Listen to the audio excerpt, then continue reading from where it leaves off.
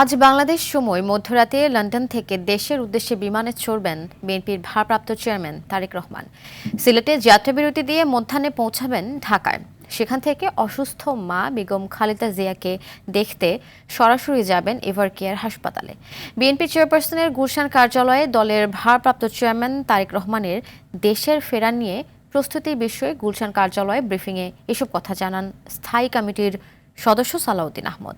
জানান, বিমানবন্দরে অনাড়ম্বর অভ্যর্থনা জানাবেন বিএনপির স্থায়ী কমিটির সদস্যরা। জনদুর্ভোগ সৃষ্টি হয় এমন কোনো কর্মসূচি তারেক রহমান সমর্থন করেন না জানিয়ে সালাউদ্দিন বলেন, ৩০০ ফিটের অভ্যর্থনা সমাবেশে একমাত্র বক্তা তারেক রহমান। যেটুকু জনদুর্ভোগ হবে তার জন্য দলের হয়ে আগাম দুঃখ প্রকাশ করেন স্থায়ী কমিটির এই নেতা।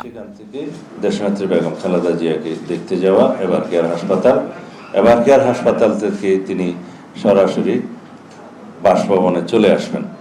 তখন বিমানবন্দর সড়ক হয়ে কাকলের মোড় হয়ে গুলশান ২ নম্বর হয়ে তিনি বাসভবনে চলে আসবেন। ২৬ তারিখ শুক্রবার বাদ জুম্মা তিনি বাসভবন থেকে রওনা হয়ে প্রথমে শহীদ জিয়ার মাজার জিয়ারত করবেন এবং সেখান থেকে জাতীয় স্মৃতিসৌধে তিনি শ্রদ্ধা জ্ঞাপন করতে যাবেন। এনআইডি কার্ড এবং ভোটার হওয়ার সমস্ত কাজগুলো সেদিন করবেন। এরপরে শহীদ উসমান হাদির কবর জিয়ারত করবেন।